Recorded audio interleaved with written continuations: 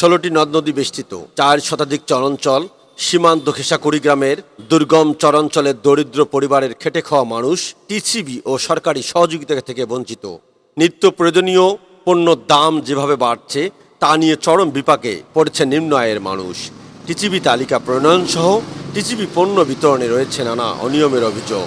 কুড়িগ্রাম জেলা প্রশাসন সূত্রে জানা গেছে, সারা দেশের ন্যায় কুড়িগ্রাম জেলাতেও ভর্তুকি মূল্য tracks corporation of Bangladesh TCB পণ্য জেলায় 32 জন ডিলারের মাধ্যমে 73টি ইউনিয়ন ও 3টি পৌরসভায় মোট 2,77,880 জন উপকারভোগীদের মাঝে স্বল্প মূল্যে প্রতিজনকে 2 কেজি চিনি, 2 কেজি মসুর ডাল, 2 লিটার সয়াবিন তেল, 2 কেজি ছোলা বিতরণ করা হচ্ছে।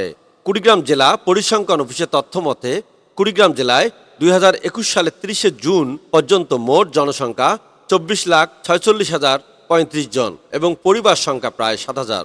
বাংলাদেশ উন্নয়ন গবেষণা প্রতিষ্ঠানের তথ্য মতে দেশের সবচেয়ে দরিদ্রের হার বেশি কুড়িগ্রামে। টিসিবি পণ্য কুড়িগ্রাম জেলায় 2,77,880 জন উপকারভোগীদের মাঝে বিতরণ করা হলেও প্রায় 4.5 শতাধিক চরাঞ্চলের অসংখ্য পরিবার এ টিসিবি থেকে বঞ্চিত। নাগেশ্বরী উপজেলার নারায়ণপুর, নুনখাওয়া, কচাকাটা, বল্লভের খাস, কেদার ইউনিয়ন, গঙ্গাধার, ব্রহ্মপুত্র, দুধকুমার নদী বেষ্টিত। দুর্গম চরাঞ্চলের অসংখ্য পরিবার সরকারি সহায়তা ও চিকিৎসা সেবা থেকে বঞ্চিত। চরে বসবাসরত পরিবারের শ্রমিকের কাজ ছাড়া কিছুই জোটে না। তাদের সামান্য রোজগারের টাকায় নিজেদের খরচ মেটানোর পর পরিবারের জন্য আর কিছুই করতে পারেন না। টিসিবি থেকে বঞ্চিত নুনখাওয়া ইউনিয়নের পাটতলা গ্রামের বিলকিস বেগম জানায়, 7-8 বার নদী ভাঙ্গনের পরে টোলা ব্যাপারীর জমিতে 2টি ঘর তুলে বসবাস করছেন। স্বামী দিনমজুরের কাজ করেন। সংসারে 6 সন্তান সহ 8 সদস্যের পরিবার। বাজারে যে পণ্যের দাম যেভাবে বাড়ছে তাতে আজ লাউ রান্না করে খাবো। টিসিবির কাঠ আমার জীবনে দেয় না, আমরা হলে জানি না, দেয়ও না, বড় হয় না। ওই আল্লাহ দেয় যে কামাই করি আনি ঝাঁক দেয়, তাহাই আল্লাহ মিলিয়ে তাহাই খাই। আমরা তো না হলে নেই। সেই জায়গাতে আছি, খুব দুঃখ বাবা, হ্যাঁ দুঃখ শেষ নাই। কামাই করি আনি খাই, এটি করি দিনে খাই, এখন করি আল্লাহ আল্লাহ চলাইছে, এই আল্লাহ চলি খাবার। একই গ্রামের হাজরা বেগম জানায়, টিসিবি কিংবা সরকারের কোনো সহযোগিতা স্থানীয় জনপ্রতিনিধিরা করে না। কাজ করলে ভাত জোটে অথবা অনাহারে থাকতে হয়। মেম্বার চেয়ারম্যান আমাকে কিছু জিনিস দেয় নাই, টিসিবি কারো দেয় নাই, ও কোনো দেয় নাই। 11 বার বাড়ি ভাঙলাম। আবাসনে ঘর আলাও আছে আমার, আবাসনে ঘর ভাঙিয়ে নিয়ে এড়িয়ে আসি। কলবির পাইলে খাই, না পাইলে অমনি থাকি। এখন ভূমিহীন কাসিনী বাওয়া ও আনিচা বেগম জানায়, অন্যের জমিতে ঘর তুলে বসবাস করছেন। স্বামী দিন মজুর, সরকারি কোনো সহযোগিতা পায়নি।